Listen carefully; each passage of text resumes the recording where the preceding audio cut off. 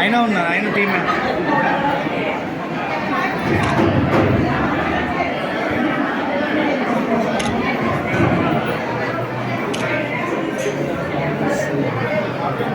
జగన్నాథ స్వామి రథయాత్ర మహోత్సవాల్లో ఈరోజు మొదటి రోజు.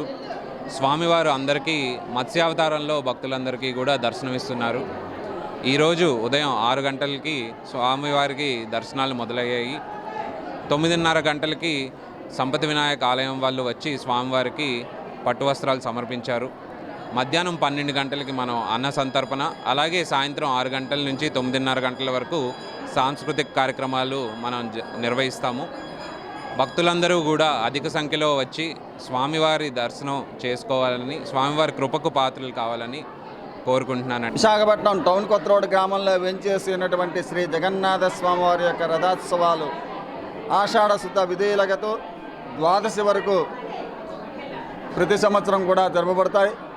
అందులో భాగంగా నిన్నటి రోజున ఆషాఢ శుద్ధ విధియ శుక్రవారం నాడు స్వామివారి యొక్క రథోత్సవము టౌన్ కోత్ రోడ్డు నుంచి టన్నర్ చౌటరీ వరకు రథయాత్ర కొనసాగి ఈ టన్నర్ చౌటరీ దగ్గర వేంచేసినటువంటి గుండిచా మందిరంలో స్వామివారిని వేంచేపజేసి ఈ రోజున అనగా ఆషాఢ శుద్ధ తదియ శనివారం నాడు స్వామివారు మత్స్యావతార రూపంలో భక్తులందరికీ కూడా దర్శన భాగ్యాన్ని కలిగించి ఉన్నారు. ప్రతి సంవత్సరం కూడా స్వామివారు ఈ గుండిచా మందిరమునందు 10 అవతారాల రూపంలో భక్తులందరికీ కూడా దర్శన భాగ్యాన్ని ఇస్తారు. అందులో భాగంగా ఈరోజు మత్స్యావతారము వేదాన్ని ఉద్ధరించటకే సోమకాసుడనే రాక్షసుని సంహరించబడి ఆ వేదాన్ని పరిరక్షించి బ్రహ్మచే మళ్ళీ సృష్టి ఆరంభించిన అవతారము ఈ మత్స్యావతారం. స్వామివారు మత్స్యావతార రూపంలో భక్తులందరికీ కూడా దర్శన భాగ్యాన్ని కలిగించారు. అందరూ కూడా భక్తితో శరణాగతితో స్వామివారిని దర్శనం చేసుకొని తరిస్తారని కోరుకుంటాం. ఈరోజు జగన్నాథ స్వామి చౌట్రీలో శ్రీ పరిపూర్ణానంద గారి శ్రీపీఠం నుంచి మేమందరం వచ్చి శ్రీ విష్ణు సహస్రనామం చదివామండి.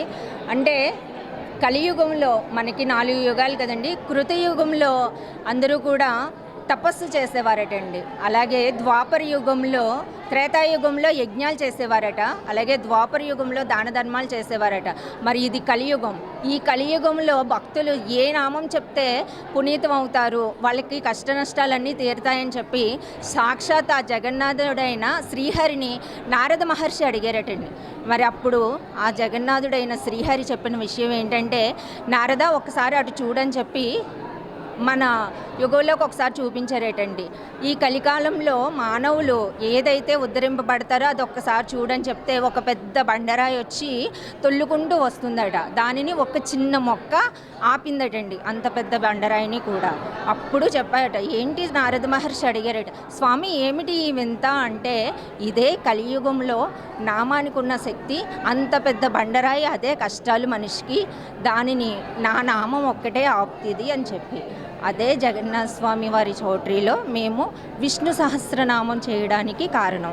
అందుకని చెప్పి ప్రతి ఒక్కళ్ళు కూడా స్వామివారిని కొలవడానికి అందరూ కూడా ఇక్కడ ఏర్పాట్లు చాలా బాగున్నాయి. అలాగే మాకు ఈ అవకాశం ఇచ్చిన మన ఈవో గారికి, ఆలయ కమిటీకి అందరికీ కూడా కృతజ్ఞతలు.